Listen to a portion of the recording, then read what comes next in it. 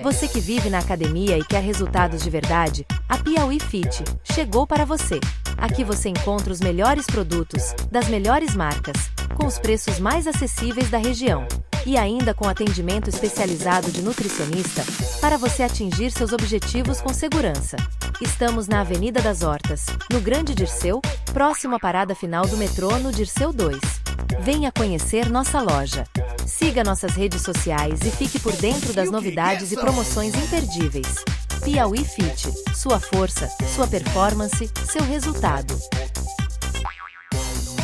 O Clube dos Subtenentes e Sargentos do Piauí, que conta com vários serviços para os seus associados, público e visitantes. Composto por uma sede ampla, com acesso totalmente fácil e privilegiado no coração da capital.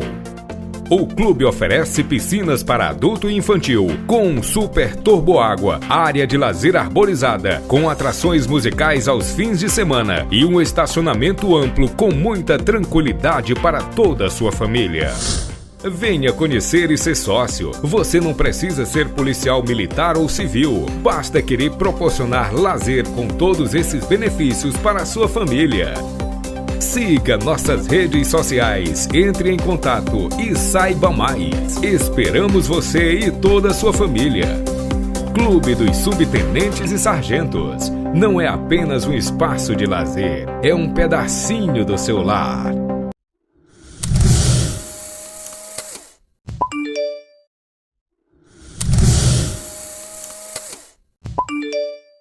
Há 15 anos, a Legião Segurança se destaca em todo o meio norte do Brasil pela excelência na prestação de serviços de segurança privada, patrimonial, VIP e escolta. Com profissionais altamente qualificados e submetidos a uma rigorosa atualização permanente, a empresa está sempre pronta para servir a sociedade com eficiência e compromisso. Presente nos maiores eventos do Piauí e Maranhão, a Legião Segurança garante proteção e tranquilidade. Não é à toa que é reconhecida como a maior em excelência no setor. Legião Segurança. Excelência em segurança. Está cansado de lentidão na sua internet? Ou até mesmo dificuldade do Wi-Fi pegar na casa toda? Seus problemas acabaram. Tonifique sua conexão com a Líder Conecta Telecom. Aqui oferecemos internet 100% fibra ótica, entregando velocidade e estabilidade incomparáveis. E o melhor, nossos planos começam em apenas R$ 59,90 e vão até R$ 119,90, com planos de 1 GB. Imagine desfrutar da melhor internet para sua residência ou empresa, com suporte disponível 24 horas por dia, sempre pronto para melhor atendê-lo. Estamos comprometidos em oferecer a você a experiência online que merece, sem comprometer o seu bolso. Conecte-se ao futuro agora mesmo. Entre em contato pelo WhatsApp 86 98151 2003. Quando sua excursão chegar na Praia do Coqueiro, em Luiz Correia, não pense duas vezes. Procure o melhor lugar do litoral do Piauí, a Barraca da Praia. Aqui você encontra um ambiente agradável, atendimento personalizado e um cardápio regional variado, com aquele sabor que só o nosso litoral oferece. Para sua excursão, temos espaço amplo com piscina, área especial para crianças e muito conforto. Tudo isso de frente para o mar, em um dos pontos mais bonitos do litoral piauiense. Mas atenção, as excursões já estão garantindo seus lugares antecipadamente. Não deixe sua turma sem espaço. Faça já a sua reserva na Barraca da Praia e viva momentos inesquecíveis. Ligue agora mesmo, 86 995 94 13 69 e reserve o seu espaço. Barraca da Praia, Praia do Coqueiro, Luiz Correia. O ponto certo para quem quer aproveitar o melhor do litoral do Piauí. Todo domingo, às 16 horas, a TV Capital do Piauí leva ao ar o programa Acordes para Jesus, um momento de fé, reflexão e música que toca o coração dos telespectadores. No ar pelo canal da TV Capital e em todas as plataformas digitais, o programa reúne canções religiosas, mensagens de esperança e participação de artistas e convidados especiais, sempre transmitindo a palavra de Deus de forma simples e acolhedora. É o espaço ideal para fortalecer a espiritualidade e celebrar a presença de Cristo na vida das famílias piauienses. Música, palavra de reflexão e fé, entrevistas, empreendedorismo, ação social e muito mais. Você curte toda segunda-feira ao vivo na TV Capital do Piauí, no programa Abrindo Portas. Um programa que abrirá as portas de várias áreas da sua vida. Fique ligado e participe, toda segunda-feira, às 20h30, ao vivo na TV Capital. Abrindo portas para Jesus, abrindo portas para você, abrindo portas do coração.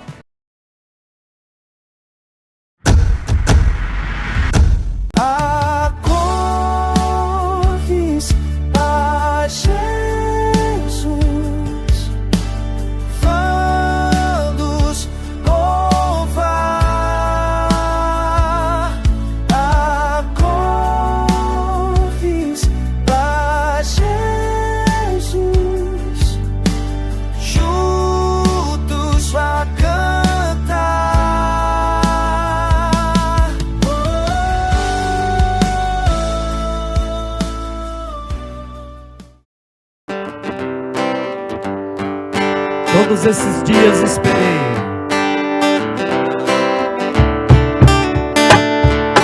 Todos esses dias esperei. Eu vim contando as horas pra chegar. Encontrar vocês aqui, amigos e irmãos. A semana inteira eu quis estar neste lugar de adoração e vida, de adoração e vida, lugar de adoração e vida. E aí?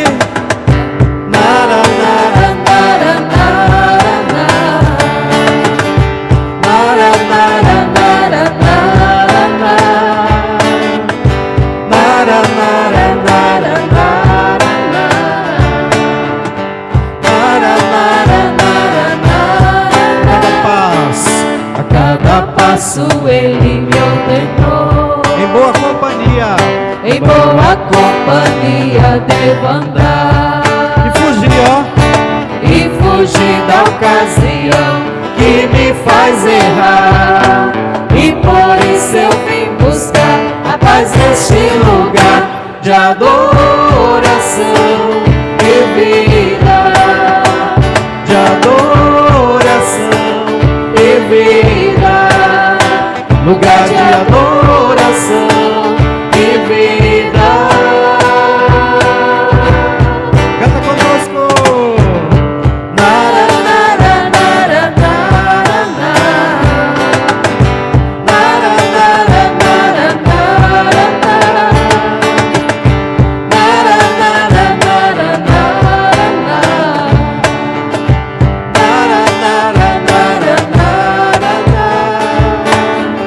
quem é que vai trilhar esse caminho? Eu vou. Quem é que vai seguir a Jesus Cristo? Eu vou. Quem é que tem coragem de dizer que sim, contigo eu vou?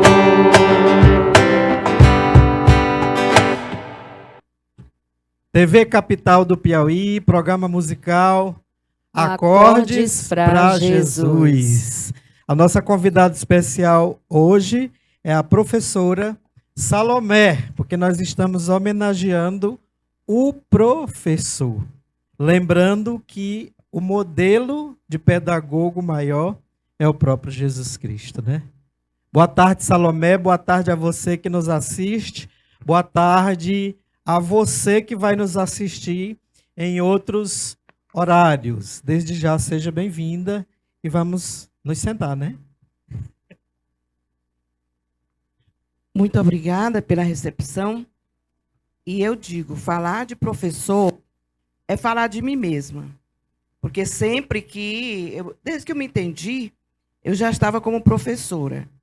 Mesmo na minha juventude, eu aprendi as primeiras letras e logo ali eu comecei a ensinar, porque eu necessitava de ter alguma coisa para mim, para subsidiar o meu estudo. Então, eu comecei a dar aula particular.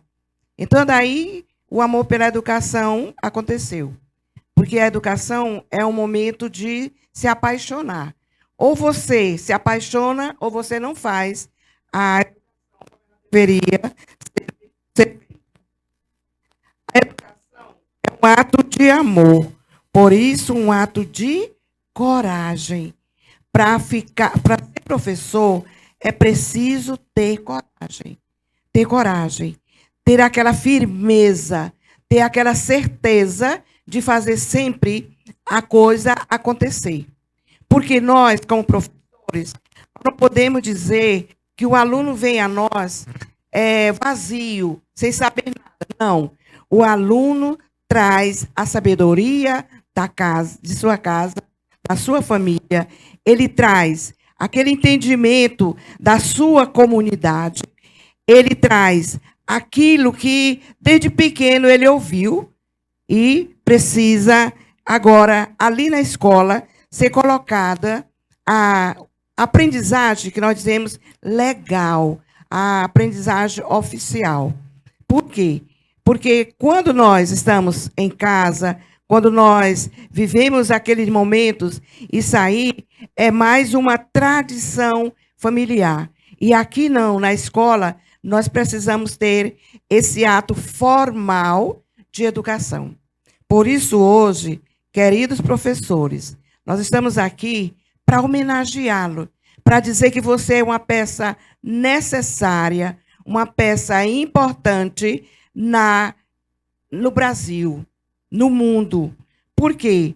Uma nação sem educação, ela não pode dizer que ela é uma nação. Ela precisa ter a educação. E essa educação formal, essa educação que levanta aquela pessoa, que leva aquela pessoa a ter coragem e confiar nela mesma. Ele precisa ter isso. Ele precisa de uma educação que o faça se sentir gente. Porque muitas vezes, principalmente eu que comecei a trabalhar na periferia, aqui no Disseu, ele não era nem dividido ainda. E eu comecei a trabalhar aqui em fevereiro de 81. E não tinha essa divisão de Disseu 1, Disseu 2. Era o Grande Itararé. Era o Itararé. Depois foi e foi transformando um conjunto e outro conjunto. Quando nós chegamos aqui, o conjunto estava iniciando, era um conjunto que estava iniciando. E nós fizemos algo por essa comunidade. Eu digo sempre que aqui eu aprendi, porque o professor ele não é apenas mestre, ele também é aluno. Porque quando eu passo o meu saber para alguém, alguém também passa o saber dele para mim. Então, eu acredito muito no professor que faz da sua aula uma aula que interage, uma aula que se coloca à disposição do aluno. Ouvir o aluno, principalmente um aluno de periferia. A gente precisa ouvir. Quando eu iniciei com a segunda série. Começava o infantil, aí o primeiro ano, o segundo ano. Eu estava no segundo ano, a segunda série. Já era aqui no Disseu 2, né? Disseu 2. Francisco Falcão? Francisco Falcão. E ali tinha o quê? 54 turmas. E nós pegamos essas turmas em 84, um projeto Vencer, que era, lá no Francisco Falcão, só tinha a alfabetização. Não tinha outras turmas. Então, nós ali fizemos um trabalho, cada professor usava um método, ou o método da palavração, o método da silabação. Cada um escolheu o método que se adaptasse mais a ele, para fazer aqueles alunos desabrochar na alfabetização. De forma mais fácil, né? De forma mais fácil. Então, quando o professor domina, porque Luquez ele já vai dizer isso, o professor ele tem aquilo que é dele, que é o conteúdo, é o planejamento e é a sua aula. Então, ele precisa dominar o seu conteúdo. E qualquer projeto que vem, muitas vezes, não sei hoje, a que eu estou aposentada, se continua da mesma forma, mas muitas vezes os projetos, eles não trabalham antes com o professor. Eles mandam aquele projeto para a escola. Preparado. Né? Sem a participação do professor. Então, o professor tem que se virar, tem que aprender, tem que fazer aquilo acontecer. E muitas vezes isso torna assim, o professor, muitas vezes até frustrado, porque ele vai fazer um trabalho que ele não teve o início daquele trabalho. Ele não viu, ele não opinou, ele não deu a sua ideia. Justamente. E é frustrante, você que é professor e sabe disso, e aqui tem 3 pedagogas, né? Quando o professor prepara o plano de aula, que ele não consegue executar na sala, por vários motivos. Ou por falta do recurso didático, ou por falta de domínio de classe, ou por falta da colaboração dos alunos, ou por um grande problema da própria realidade do alunato dentro da sala de aula. Porque quem é educador sabe disso que eu estou falando. São uma diversidade de problemas de crianças, de famílias dentro de uma sala. E aí o professor leva o plano de aula bem bonitinho, preparadinho, estudou, planejou, e na hora a sala de aula está daquele jeito. E é um problema muito sério. E é frustrante quando o professor não consegue aplicar aquela aula de acordo com aquilo que ele planejou, né? Exato. E aí aquele professor, ele vai fazer o quê? Como que ele vai se virar ali se nós não tivermos alguém que nos ajude? Por isso, hoje, né, as escolas têm, né, seus pedagogos. Por quê? Já para o pedagogo, ele não tem necessariamente que dominar o conteúdo. Ele tem que dominar técnicas, ele tem que dominar métodos. As habilidades. As habilidades. É isso que ele deve dominar e passar para o seu professor. Passar para o seu professor. Por quê? Quando nós estamos assessorados, a gente faz a coisa bem melhor. A gente faz a coisa acontecer melhor. E, para isso, o pedagogo precisa estar um passo adiante do professor. Não no conteúdo, porque o domínio de conteúdo é do professor. Mas ele tem que estar um passo adiante para que ele possa ajudar aquele professor da sua escola. Da sua escola. E nós vivenciamos isso. O projeto Vencer, que nós precisávamos trabalhar vários métodos. Vários métodos. E ali, o pedagogo tinha que saber todos os métodos. Ele tinha que dominar todos os métodos. E isso foi, assim, para nós, uma batalha. Um grande desafio. Um grande desafio para nós. Mas nós conseguimos colocar os alunos naquele nível que eles queriam. E, inclusive, no Francisco Falcão, nós tínhamos outra pessoa que nos ajudava. Tinha o pedagogo e tinha aquele que era orientador educacional. Na escola, eram esses três elementos. O supervisor pedagógico, nesse tempo era supervisor pedagógico, o orientador educacional e o diretor. E nós sentamos no Francisco Falcão e fizemos um momento como nós iríamos trabalhar, como nós precisaríamos fazer aquilo. E nós fizemos algo sistematizado, algo bem organizado, que nós fomos apresentar na Secretaria de Educação, né, que o Francisco Falcão tinha conseguido fazer. Por quê? Porque o ensino ele deve ser sistematizado. Porque se não tiver uma sistemática, se não tiver uma forma, se não tiver como se fosse um degrau, como que aquele aluno vai absorver? E fica tudo solto. Fica tudo solto. Sem organização. Sem organização. Né? Então, nós planejávamos, pegávamos o nosso planejamento, nós nos sentávamos para planejar, e ali nós planejávamos aquele conteúdo que nós iríamos dar, e cada aula. Não dava para planejar, vamos dizer assim, o mês inteiro, mas nós planejávamos as aulas de cada dia da semana.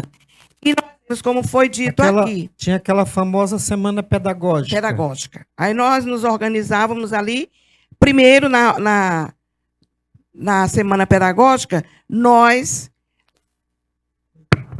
Na semana pedagógica,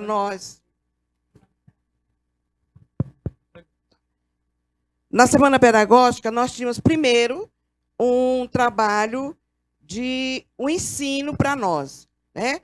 Quais as metodologias novas, tudo isso eles passavam para nós.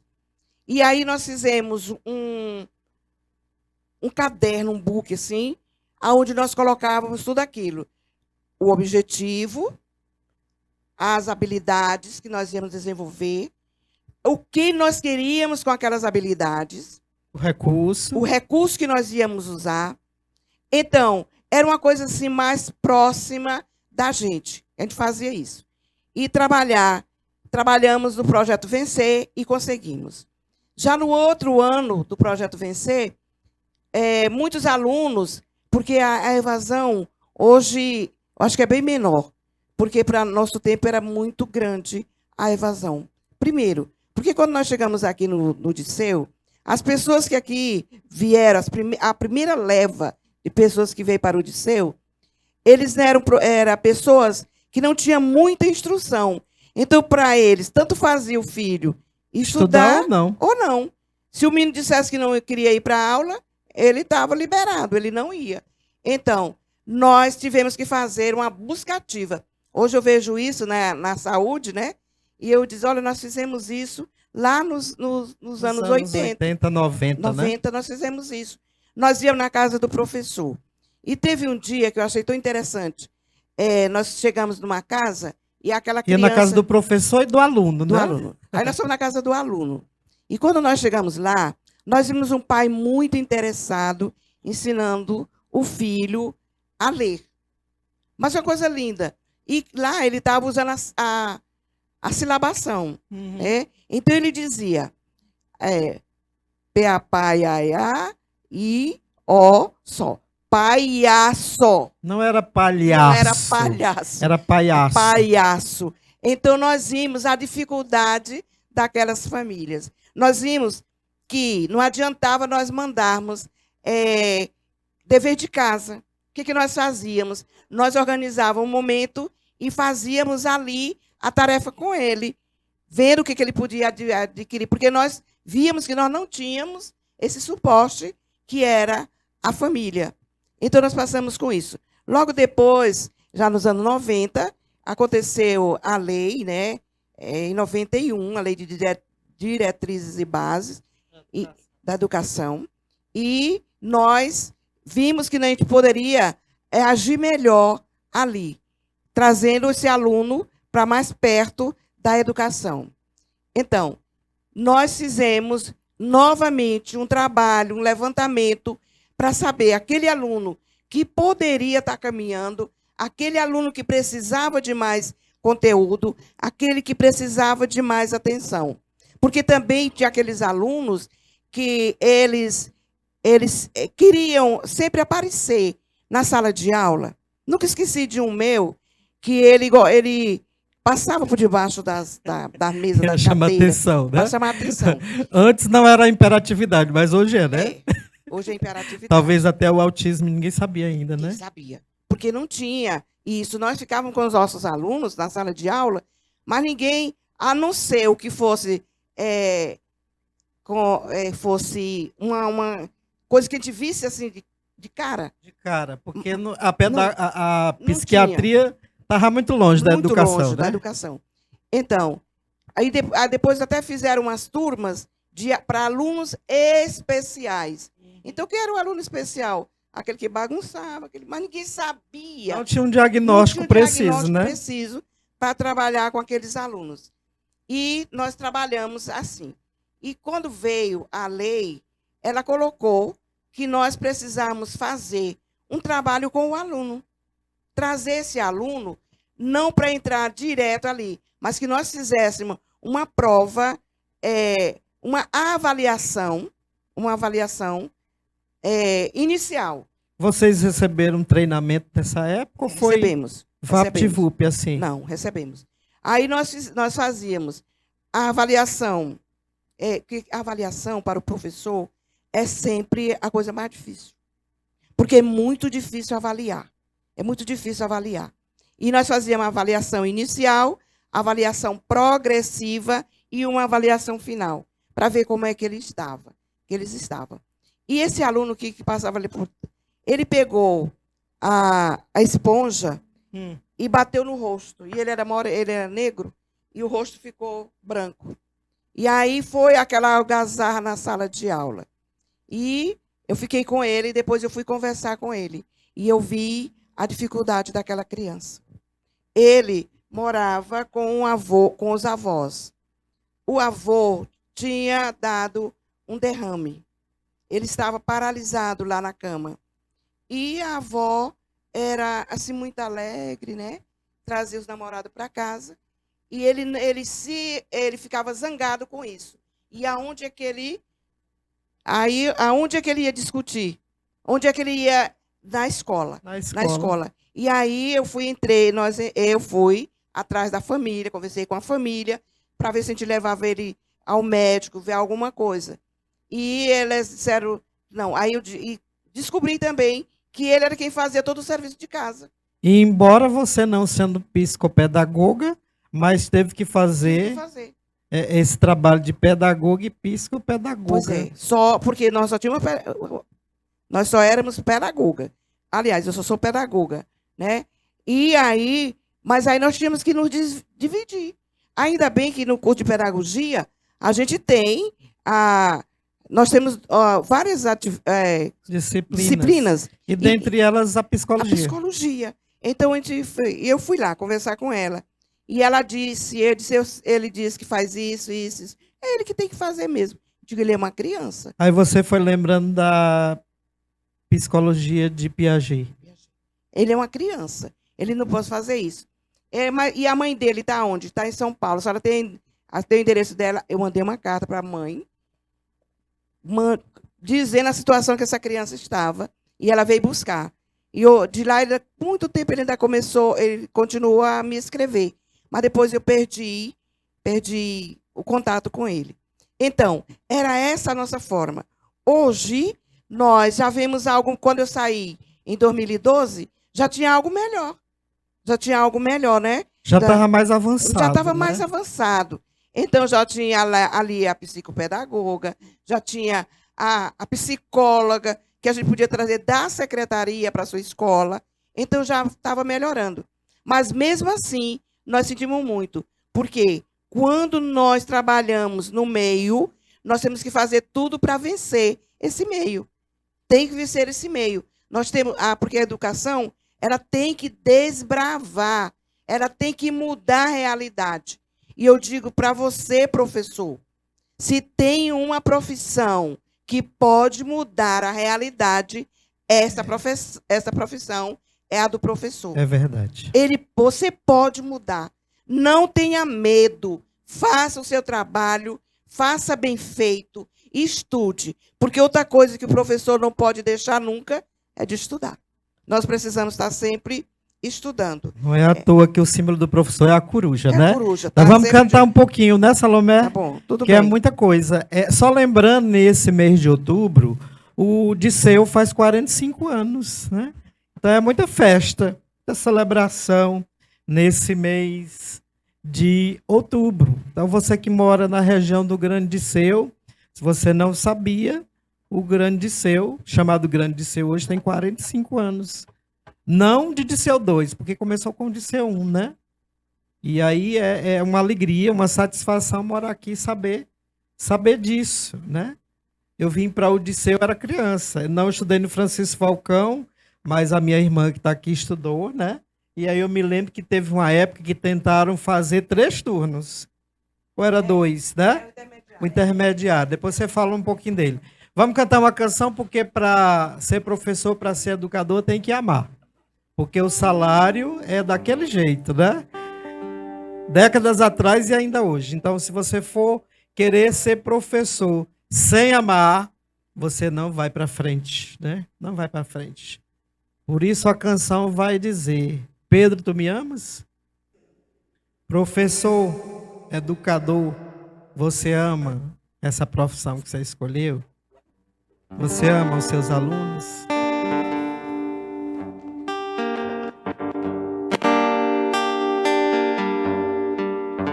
Pescador de homens,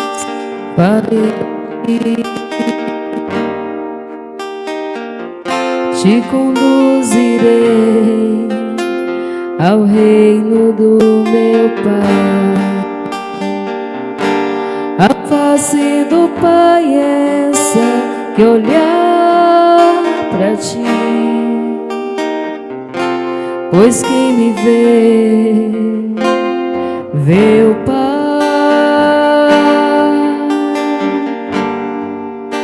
Simão, filho de Jonas, tu me amas? Sim, Senhor, tu sabes que eu te amo. Simão, filho de Jonas, mas tu me amas. Sim, Senhor, tu sabes que eu te amo. Simão, filho de Jonas, tu me amas.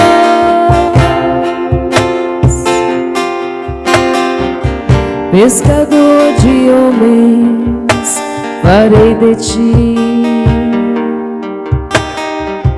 te conduzirei ao reino do meu Pai.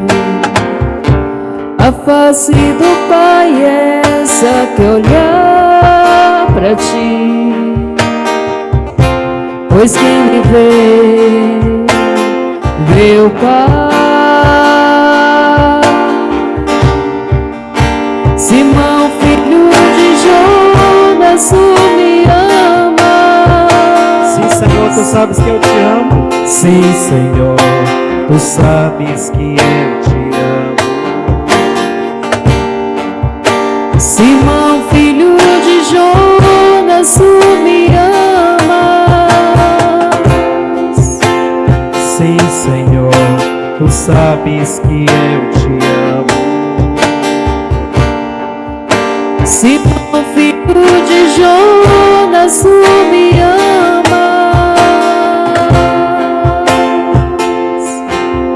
Senhor,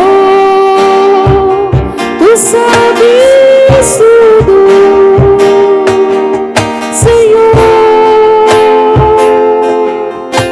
tu sabes que eu te amo. Tu sabes tudo. Senhor, tu sabes que eu te amo.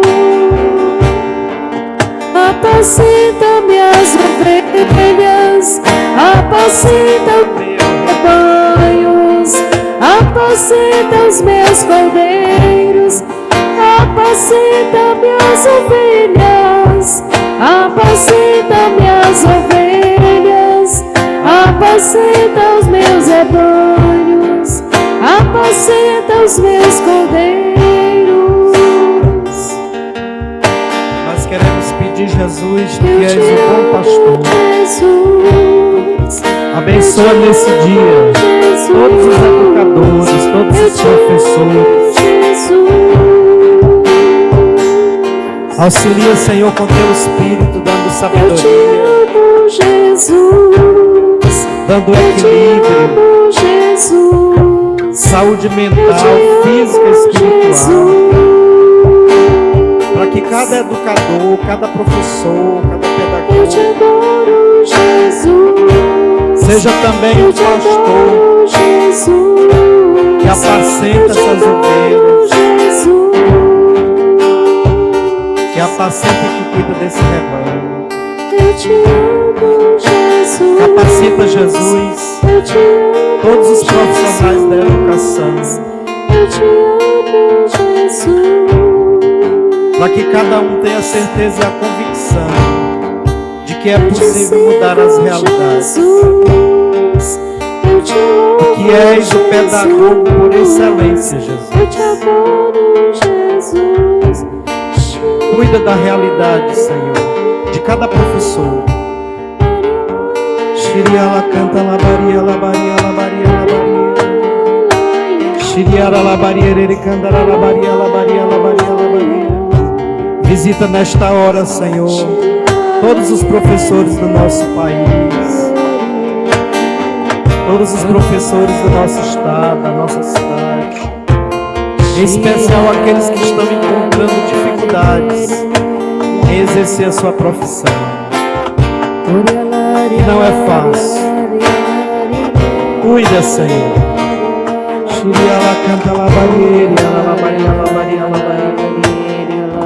Encoraja os professores a dizer sim nessa missão. Concede-lhes sabedoria, discernimento, domínio de classe, de turma, dinamismo. Xiria la canta la baria la baria la baria. E o Senhor Deus pergunta para você, professor. Você ama os seus alunos? Você ama essa missão, essa profissão que você escolheu? Você ama o Senhor Deus? Senhor, tu sabes tudo.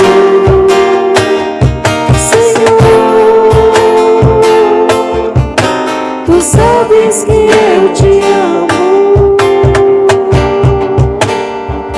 Tu sabes tudo, Senhor. Tu sabes que eu te amo.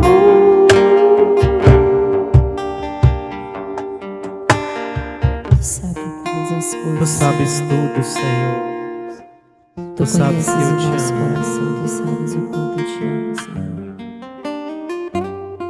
Quando nós estudamos sobre a educação, a gente descobre, sabe disso, todo professor sabe disso que eu vou falar agora, que a educação não tem um fundador, né?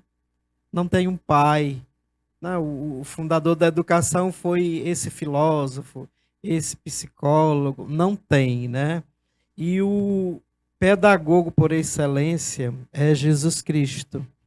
E nós precisamos aprender a pedagogia de Jesus para também aplicar nas aulas, nos conteúdos a serem repassados, até o dinamismo dentro da sala de aula, principalmente quando a turma é uma turma muito heterogênea, difícil, complicada, né? Porque, infelizmente, a gente sabe que a educação no Brasil precisa avançar muito. A gente encontra hoje crianças, adolescentes com 14, 15 anos que não sabem ler. Mal assinam o nome. E aí, quando vai fazer um teste para um estudo, uma escola mais exigente, mais avançada, ele não consegue ir para frente, né? Por várias realidades. A família complicada, como a professora citou aqui, a realidade daquela criança que queria chamar atenção, porque o avô tinha passado por uma situação de derrame, a avó também naquela situação. Então, como é que uma criança dessa vai progredir na educação, se a família está toda desestruturada, né? Mas é importante saber também que tudo que existe na face da Terra, na humanidade, em todos os continentes, tem a mão de Deus através da igreja, né? É verdade. E a Igreja Católica Apostólica Romana. Então, a educação se expandiu com a igreja. Os hospitais também. Universidades. As universidades. Teve um programa aqui que eu lembrava que a Universidade Federal do Piauí teve a mão do padre Raimundo José, né? Já faleceu. Foi com a ajuda dele que a Universidade Federal chegou até o estado do Piauí. E muita gente não sabe disso, né? Muita gente só critica a igreja, fala mal da igreja. E embora a Idade Média tenha sido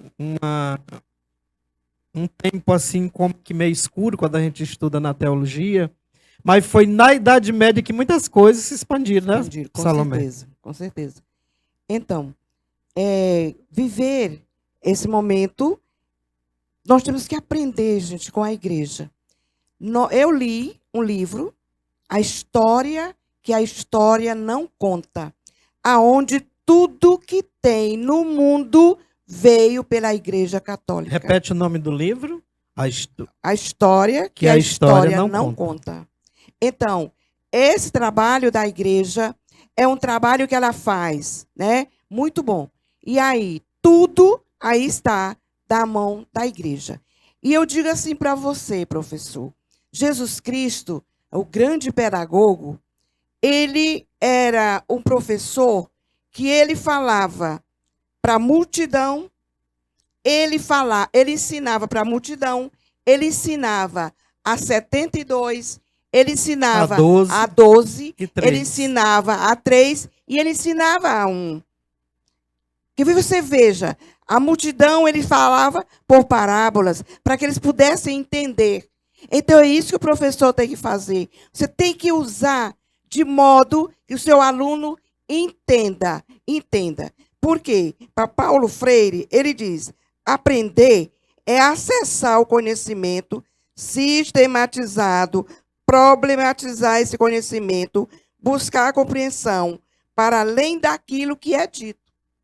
Então a gente vê aí Moisés, como que ele se encontrou com Deus? Porque ele foi além. O professor tem que ir além. Nós não precisamos ficar prisioneiro de um livro. Não, nós temos que ir além. O nosso aluno tem que aprender mais, viver mais. Então, isso, quando só tem ensino, se houve aprendizagem. Se o teu aluno não aprendeu, não houve ensino. Então, o ensino é aquela parte que faz o aluno desabrochar. Não pode esquecer a habilidade de feedback, né? Não pode. E aí... Porque se só repassa. Então, e você não percebe que o aluno aprendeu. Então, você faz o quê? O que você faz hoje? Naquele tempo, nós tínhamos um momento que a gente revisava o conteúdo que nós tínhamos dado. E a gente conversava com eles. E eles iam respondendo. E aí a gente procurava viver o individual. Porque na tua sala, tendo 35 ou 40, que eu não sei quanto é hoje, não sei quanto na época hoje, era isso. Tá? Era isso. Eu lembro que as salas do Disseu eram lotadas. Porque então, aqui no Disseu, para quem não conhece, tem uma sequência de colégio, né? Pertinho aqui dos trilhos onde passa o metrô. E aí era muita gente. Era muita gente. Muita confusão. Mas se eu não individualizar o meu aluno, ele não vai aprender. Porque muitas vezes em sala de aula, o aluno é número. E o aluno não é número. O aluno é uma pessoa. Ele deve ser chamado pelo nome dele. Porque a coisa mais agradável é nós sermos chamados pelo nosso nome. E desagradável pelo apelido. Pelo apelido. Ei, gordinho. Ei, baixinho. Não é aquele ali, não é aquele ruivo, aquele não sei o quê. Então, nós precisamos, professor, ver isso. Aprender, e aprender sistematizado. Que o senhor esteja ali, que a senhora esteja ali, falando com o seu aluno. Outra coisa, faça uma interação com a família. A escola, a tua sala de aula, não pode ter bom êxito se você não conhece a família daquele aluno. Você não conhece a realidade. Você não conhece aquela realidade. Então, tem muitas coisas. Eu tive um aluno também, lá Maria Reverdosa, lá no Disseu 1. Maria do Carmo Reverdosa. E lá, esse aluno estudava à tarde. Quando ele chegava, ele debruçava e começava a dormir. E todo mundo vinha para cima, a diretora, a supervisora. E eu fui conversar com ele. E ele disse, professora, pela manhã eu acordo cedo para ir com a minha mãe para o mercado e eu saio vendendo verdura de porta em porta. Então, ele acordava cedo, ele trabalhava e à tarde vinha para a escola. Cansado e com sono. E com sono. Então, nós temos que ver essas realidades. Nós temos que ver o pessoal de cada criança. Ah, mas isso é impossível. Não. Se você é um professor que ama, como eu disse lá no início, a educação é um ato de amor, você vai fazer isso. Você vai conhecer o seu aluno.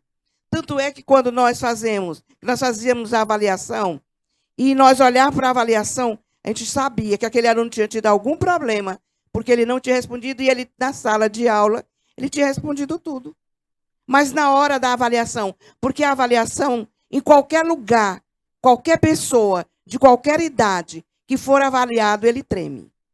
É uma Até avaliação. O professor. Até o professor mesmo. Está sendo avaliado. Está avaliado. Por quê? A avaliação na escola, já estou aqui em outro ponto, né? A avaliação na escola é a avaliação do aluno. E onde fica a avaliação do professor? Onde fica a avaliação do diretor, do pedagogo? Todos devem ser avaliados. É porque a gente percebe, professora, que quando a turma não está progredindo nas notas, a gente tem o diagnóstico que o problema não está só nos alunos. Exatamente. Mas o problema está onde? No professor. Exato. Porque muitas vezes também, eu coloco muito assim a minha realidade. No início, nas séries iniciais, eles escrevem devagar. Eles escrevem devagar. E se eu apagava antes, ele ficava sem o conteúdo. Sem falar daqueles que já têm problema na visão e nem sabe. Que não sabia. E aí nós precisamos ver isso. Eu lendo o Lucchesi, ele diz isso, que o aluno, quando o professor escreve, aí ele não está escrevendo com o professor. Quando o professor termina, ele diz, professor, é para escrever? É para escrever, só depois que ele vai perguntar se é para escrever. Então, nós precisamos viver, gente, ter esse cuidado com o nosso aluno. Porque muitas vezes nós nos colocamos de frente para o nosso quadro, hoje com o pincel, né? No meu tempo era no giz mesmo, né? que caía no olho, caía na... Meu Deus do céu. Dava problema respiratório. Então, hoje, você se vira para o quadro, fica de costas para o seu aluno. Jamais. Você não deve... Não é essa a postura de um professor. Ele tem que estar... Porque naquele momento ali, ele é o mediador. Ele tem que estar de frente. Aí nessa hora, assim como o pregador tem um perfil, o professor também tem que ter, né, professora Salomé? Porque se ele ficar, por exemplo, escrevendo um conteúdo, um exercício, um conteúdo durante 20 minutos, 30 minutos de costa para o aluno, os alunos não vão ficar quietinho 30 minutos escrevendo como anjinhos educados, né? Vai ser uma confusão muito grande, né? Exato. Então é preciso prestar atenção também no perfil do professor, né? Esse assunto é muito interessante porque eu também já dei aula e já passei por essa experiência, né? E é importante a gente falar também agora, professora, um pouquinho sobre Paulo Freire, porque nós temos a graça, como brasileiros, de termos esse pedagogo em destaque que não foi bem aceito no Brasil. Foi mais aceito fora do que aqui. Mas depois que ele ficou famoso, aí as coisas... Aí o Brasil quis. Aí o Brasil quis, né? Então vamos falar um pouquinho sobre Paulo Freire. Porque ele não é o fundador da educação, mas hoje é considerado também um pedagogo muito, muito famoso, né? Porque em cada época surgiram pedagogos, né? Exatamente. Onde foram apresentando habilidades, as suas técnicas, a forma de orientar para que o professor pudesse realmente ter um destaque, um bom desenvolvimento na sala de aula e na escola, né? Mas a gente percebe também hoje, graças a Deus, que embora a educação não esteja tão avançada como a gente queria que estivesse, já tem muitos passos, né? Muitos avanços, né? Muitas escolas aqui no Piauí com qualidade na educação, né? Exato. Com recurso didático que anos atrás não tinha, né? Era só o quadro mesmo e o giz, depois só o quadro e o pincel. Hoje já tem data show, já tem computador. Biblioteca. Né? Biblioteca. Então, eles né? têm isso, né? Então é importante a gente ver também o avanço na educação nesse tudo sentido. Eles têm, né? Graças a Deus. Porque isso existia antes, mas nas escolas particulares. Exatamente. Né? Hoje você vai numa escola Hoje todas pública, as escolas, acho que 70% das escolas no Piauí estão refrigeradas. Não é luxo, é necessidade. É necessidade. Porque você ficar numa sala de aula, um ventilador quente em cima da sua cabeça, dá sono e não tem interesse nenhum para aprender nada. Só dá vontade de dormir mesmo, e moleza. Né? Para Paulo Freire, ele dizia, aprender é para transformar. É para fazer a pessoa mudar. Isso é que ele queria. Ele compreendia que o sujeito aprende para se humanizar. Porque senão, se ele não tem uma educação, ele não pode dizer até que ele é humano. Ele precisa dessa educação para ser humanizado. Então, o Paulo Freire, ele diz, aprender é complemento da formação do sujeito como um ser humano. Um ser humano. Por quê? Se você, nós, o ser humano, quando a gente vê o filme de Tarzan, ele ficou lá, ele nasceu, ficou lá, foi criado pelaquela gorila. Na selva. E aí, ele tinha alguma coisa de humano, só o físico. Por quê? Porque precisa da educação. Precisa da educação. E ele coloca isso, que nós precisamos, uma coisa que a gente precisa saber no movimento de ensino, aprendizagem, avaliação. O que nós precisamos saber disso? Nós temos que ver esse conhecimento sistematizado. Eu vou falar muito desse sistematizado, porque tem que ter uma sistemática, tem que ter alguma coisa organizada, tem uma coisa que é primeiro, outra coisa que é segundo, outra coisa que é terceiro. Nós temos que fazer isso. Nós temos que fazer isso. E quando eu estava trabalhando, a nossa pedagoga ela recriminava muitos professores, porque ela disse que o professor, o caderno dele estava amarelado. Ele não mudava. Era aquele conteúdo, não interessava o aluno. Não interessava o aluno. E você vê que Jesus Cristo, para ele, interessava o aluno. Como foi que ele falou com a samaritana? Como foi que ele falou com a samaritana? Como foi que ele se dirigiu a ela? Ele foi dizer quem ela era antes? Não. Ele foi primeiro conversar com ela. Se tu conhecesses os dons de Deus. Se tu conhecesse. Então, quando ele falou com Nicodemos, como foi que ele falou com Nicodemos? Também uma outra forma, outra sistematização para falar com Nicodemos.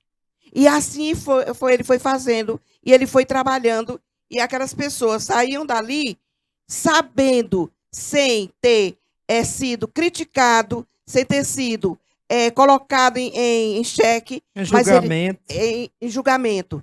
Outro dia eu vim aqui no Disseu mesmo. Eu vim para um momento de pregação. E o meu tema era os dons, né? O meu dons. Então, dons de poder. E aí a gente foi falando do pecado. E depois uma pessoa me chamou e disse: eu gostei que você falou do pecado, porque você não acusou ninguém. Porque tem um tema também no Seminário de Vida sobre pecado e salvação, né? Mas não é para acusar ninguém. Não é para acusar ninguém. É para provocar o ouvinte e a reconhecer que é pecador e aceitar Jesus como Senhor e Salvador da sua vida. E nesse aprender para transformar, tem o aspecto fundamental, é a consciência crítica. Isso ele diz no livrinho Pedagogia do Oprimido. Nós temos que ter essa consciência ativa. Porque muitas vezes nós queremos que o aluno aprenda o que eu sei, né? Mas sem ele viver aquilo. Ele tem que viver.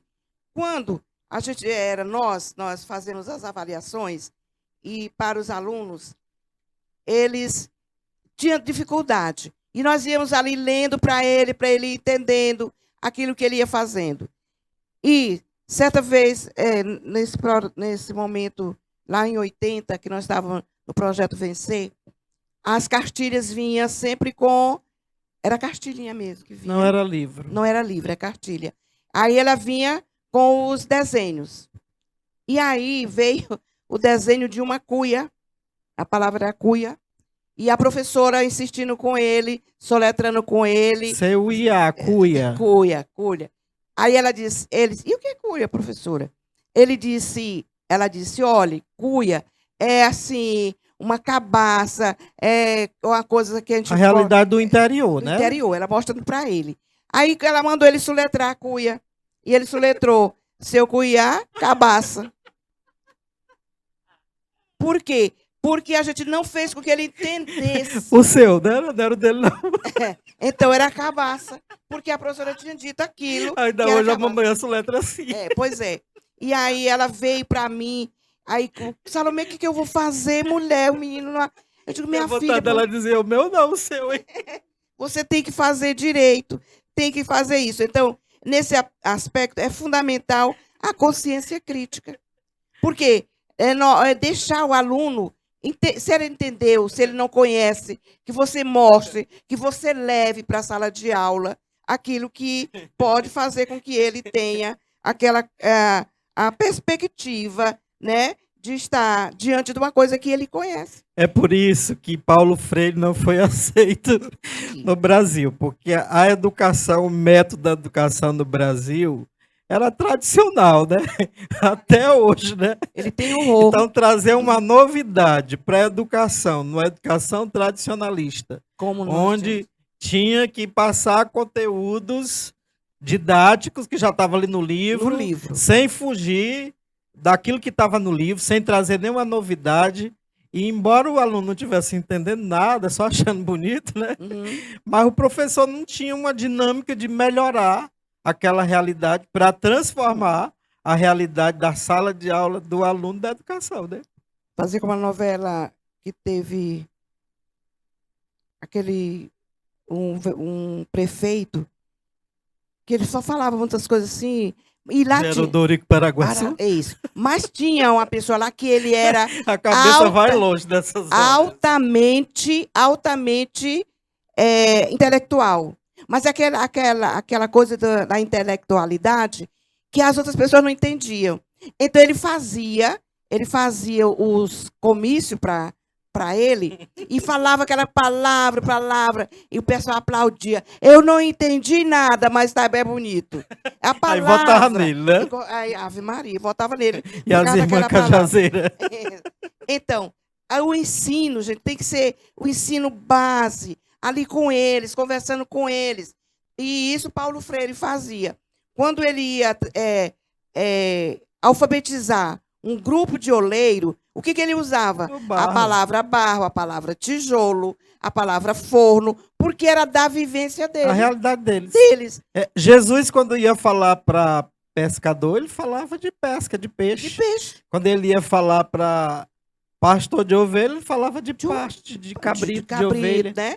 de rebanho, de aprisco. Que sabia, tudo aquele ali que ele estava falando, eles entendiam. Então, Paulo Freire, ele procura muito isso. E ele tinha muito cuidado com a educação infantil e com a educação de adultos. Ele trabalhou muito nessa linha de adulto. E ele via com isso, muitas vezes, e ele dizia que o agravamento econômico é porque o nosso país não tem uma educação que possa fazer os seus entender. Verdade. Isso fazer é os verdade. seus entender. Então, eles precisam entender aquilo que está lá. Então, esse aprender coletivo tem a ver com conhecimento. Aprender coletivo. Aprender todo mundo. E é importante saber que existe um conhecimento formal e o conhecimento informal. Hoje, a gente faz uma pesquisa e vê uma realidade, principalmente no meio da juventude e da adolescência, um número muito grande de alunos que não gostam mais de ler o livro. Eu não estou nem falando da Bíblia, né? Que aqui é a Bíblia, mas o livro. E a leitura da internet, ela é muito informativa. E é muita informação. Por isso que muita gente hoje, a psicologia tem comprovado isso, né? Muita ansiedade, não só por conta das telas, mas por conta do vício. E a gente sabe que quem tem de 40 anos para baixo não tinha essa internet com tanta facilidade que tem hoje, né? Exatamente. Tinha que ler, tinha que queimar pestanas. Tinha que escrever. Eu fico triste quando eu vejo um aluno da rede pública ou um aluno de outra rede estudando, que os pais têm aquela responsabilidade de comprar o livro, às vezes caro, e no final do ano o livro está novinho do mesmo jeito, porque o aluno não abriu o livro para estudar, para responder os exercícios, para ter um aprendizado, né? Principalmente os livros que não são didáticos. Isso. Os paradidáticos. É só tem gasto. Os didáticos e os paradidáticos. É só gasto. Eles não fazem os alunos lerem. Eles não fazem. Então, Paulo Freire, ele diz que o conhecimento é um direito e a educação anda ao lado da política. Então, é um direito. Ninguém está me dando, não. E a gente ainda não entende isso. E muitas vezes, nós, professores, também nos colocamos ao lado de algum partido. E muitas vezes isso vai para outro lado. E isso, meu Deus, faz uma confusão na escola. Desvirtua o verdadeiro sentido da educação. Completamente. Então, o conhecimento é um direito da educação. Eu não estou pedindo. Está na Constituição. Sem falar que todo brasileiro paga imposto. Exatamente. Para ter direito a tudo, né? Exatamente. E às vezes não se usufrui desses direitos porque não se conhece. Vive na ignorância, né? Então, a política que nós, professores, devemos lutar é pela política educacional, mas não a política partidária. Porque o próprio Jesus diz, o São Paulo diz, não tem um partido, minha gente. Eu sou de Pedro. Eu sou de Apolo. Paulo, eu sou de Apolo. Não tenha partido, não. Tenha ali o seu trabalho. Então, coloca isso. Que nós precisamos ver isso. O professor sempre deve ser um pesquisador. É outra palavra, é outra frase. Paulo Freire. Tem que ser um pesquisador. Não é o seu livro didático. Você tem que buscar outros livros, outras fontes. Por quê? Porque quando nós fazemos a avaliação, que nós vamos medir, né? Que a gente não mede. Que nós vamos testar, que a gente não testa. Então, nós fazemos a avaliação, o meu aluno vai lá na internet, Ctrl+V, Ctrl+C. Vai só copiando e colando, né? E se o professor não tiver essa coisa, ele vai conhecer aquela avaliação. Ele vai saber que ali não foi aquilo que eles discutiram na sala de aula. Eu tive uma professora de metodologia científica, né? Que ela dizia, não tentem me enganar, porque o meu computador mostra quando o trabalho de vocês foi feito só copiando e colando. Então, o professor deve ser esse pesquisador. Tem que pesquisar. Tem que ir. E muitas vezes a gente para, né? Um professor, ele fez a graduação, aí para. Não, meu filho, vá adiante. Faz uma pós, vai adiante. Mestrado. Vai, mestrado. Doutorado. Faz PhD. Faça isso. Você precisa, isso. Tanto ele deve pesquisar tantos conteúdos que trabalha em sala de aula, quanto das relações que estabelece com os seus alunos.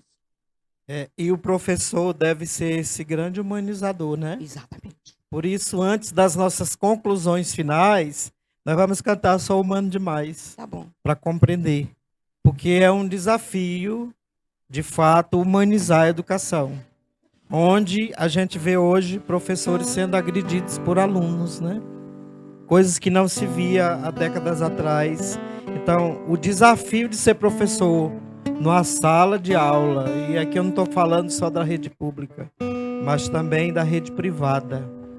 É triste quando a gente fica assistindo os telejornais, que a gente sabe que uma pessoa surda entra na escola com uma arma de fogo e vai matando 1, 2, 3, 4 e tantos outros, né? E aí a escola fica de luto por semana e é um trauma pro resto da vida, né? Então essa missão de humanizar a educação é do professor. Pois é, porque esse professor, ele tem que refletir com seus alunos. Falar com seus alunos. Houve uma coisa, houve uma morte. Aí todo mundo chega apavorado. Principalmente se for na sua escola. Mas aquilo ali, depois você se abafa. Não deve abafar. Você deve refletir com eles. Por quê? Por que aconteceu aquilo? Sem estar julgando ninguém. Sem estar julgando ninguém. A culpa foi do professor. A culpa Exatamente. foi do dono da escola. Exatamente. A culpa foi do zelador. Não. Porque não aí é faz assim. isso. Ele tem que fazer essa reflexão atrelada às experiências. Estão vendo o que está acontecendo? Só um pouquinho. Quando eu estava no segundo ano, tem em junho, parece que em junho, nós fazíamos um conteúdo onde nós ia falar de profissões. Procurar agora a profissão que o aluno queria, tal. E aqui, nos meus primeiros anos, não tinha quem quisesse sair mais do que carroceiro. Porque aqui tinha muito, né? Carroceiro. E aí eu conversava com eles. É porque os moradores, primeiros moradores, vinha muito dessa realidade rural, do interior, né? E aí eu conversando com eles, você pode ser o que você quiser. Tá me vendo aqui? Eu vim de família pobre, também morei em periferia e estou aqui. Hoje eu sou uma pedagoga. Teve a graça hoje eu sou, de estudar, né? Tem que estudar. E aí, outro dia eu fui lá a Unimed. Eu fui ao médico com a minha sobrinha neta. E quando eu cheguei lá, o enfermeiro olhou para mim e disse: eu estou aqui hoje por sua causa. Foi. Mas aí... Lembrou de você. Eu entendi, assim, porque ele estava ali servindo. Eu entendi, sim. Aí ele viu que eu não tinha entendido. Aí ele disse, porque um dia na sala de aula, a senhora disse que eu poderia ser aquilo que eu quisesse.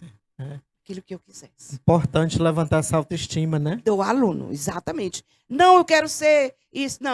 Não tem profissão que menospreze outra, não. Mas você pode ser o que você quiser. É isso que você quer ser? Faça bem feito. Mas você pode ir além, né? Mais uma vez, eu digo para o professor, você precisa ir além com os seus alunos. Vamos de música. Vai escutando a canção aí, professora, e preparando aí os finais, as conclusões, que o tempo voa aqui. Eu fico tentando compreender o que os meus olhos podem ver.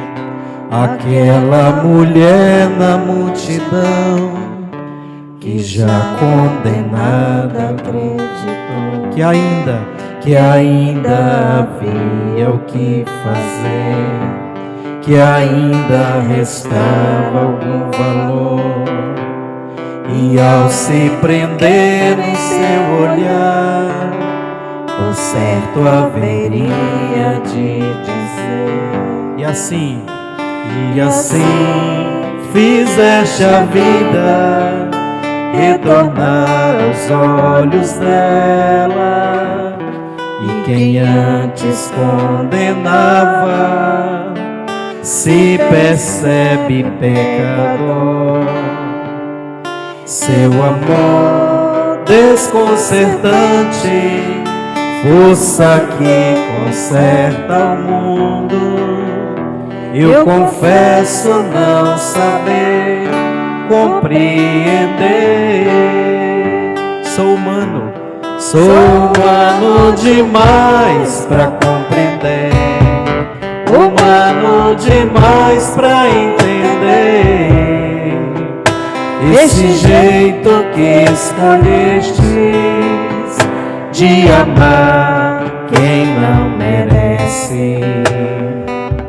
Sou humano demais pra compreender, humano demais pra entender que aqueles que escolhestes e tomastes pela mão, de repente eu não os quero do meu lado. Então, para encerrar, vou deixar algumas ideias importantes de Paulo Freire. O que ele dizia, né, nos seus encontros, aquilo que ele queria. Então ele dizia, as problematizações devem dirigir o estudo. Sempre fazer um problema, causar perguntas e respostas. Isso ele dizia. Ele também diz, o processo de ensino-aprendizagem é como uma via de mão dupla. Não só o aluno aprende, o professor também aprende. O professor também aprende. E ele diz também, ninguém educa ninguém. Ninguém educa a si mesmo. Os homens se educam entre si. Verdade. Agora é triste quando a gente vê um bando de homens parecendo uns bichos, animais, né? Eu partilhava com a professora, antes de iniciarmos o programa, que eu vi uma cena tão triste hoje, à tarde. Eu ia de mototáxi para a Zona Norte, e aí eu percebi um senhor, mais ou menos de 40 anos, ele estava de cócora, perto da lama. Eu disse, meu Deus, eu não quero acreditar que esse homem está bebendo lama. E aí, quando me aproximei, não deu tempo de parar, para saber se ele estava drogado ou se ele estava surtado, porque um ser humano, para ficar bebendo lama, igual cachorro, igual bicho, ou ele está no surto psicótico, ou ele está muito drogado, né? E aí eu vi aquele homem pegando a lama com as duas mãos e bebendo. Meu Deus. Até que ponto, né? Até que ponto? Triste. Pois é. Então, para encerrar, nós colocamos isso. Ele diz isso. O ensino é aquele processo que leva a pessoa, no fim dela, ter autonomia. Repete.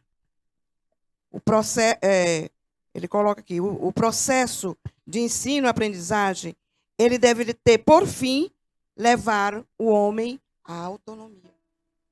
Ser autônomo, ser ele. Questão dos conteúdos deve estar sempre relacionados com a problematização deles, para não ser apenas uma transmissão. Verdade. Vamos ficar de pé, que nós já estamos encerrando, né? Nós estamos divulgando aqui, ó, Bíblias, a Bíblia Sagrada, tradução oficial da CNBB, mais recente, né?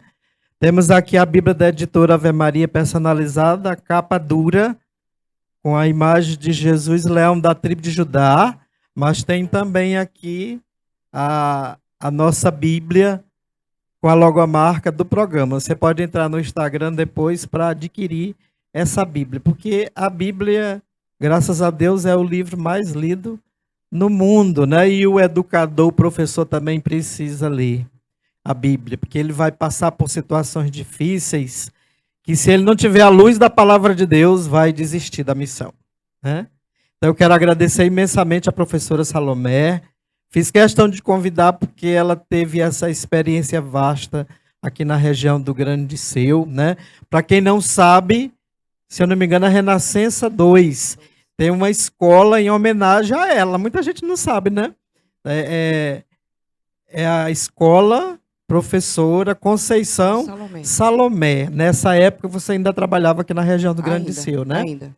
Porque depois você foi para a Quarta Gré, né? Fui para a Quarta Gré, aonde eu estive lá como gerente, aonde era toda Teresina. Era toda Teresina.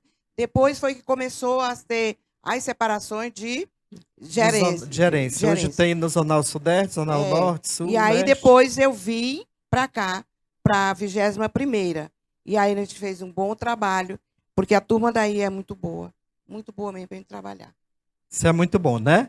Então nós queremos agradecer a você que está nos assistindo nesse domingo à tarde, você que tem divulgado, você que tem de fato compartilhado, mandado mensagens para nós. A gente só tem a ganhar com a sua audiência. Programa musical na TV Capital do Piauí, Acordes para Jesus. Uma semana muito abençoada e que Deus nos abençoe. Sou humano demais para compreender, para a gente encerrar. Sou humano demais para compreender, humano demais para entender esse jeito que escolhestes de amar quem não merece. Sou humano demais para compreender, humano demais para entender que aqueles que escolhestes e tomastes pela mão, geralmente eu não os quero do meu lado. Obrigado, professora. Deus lhe abençoe.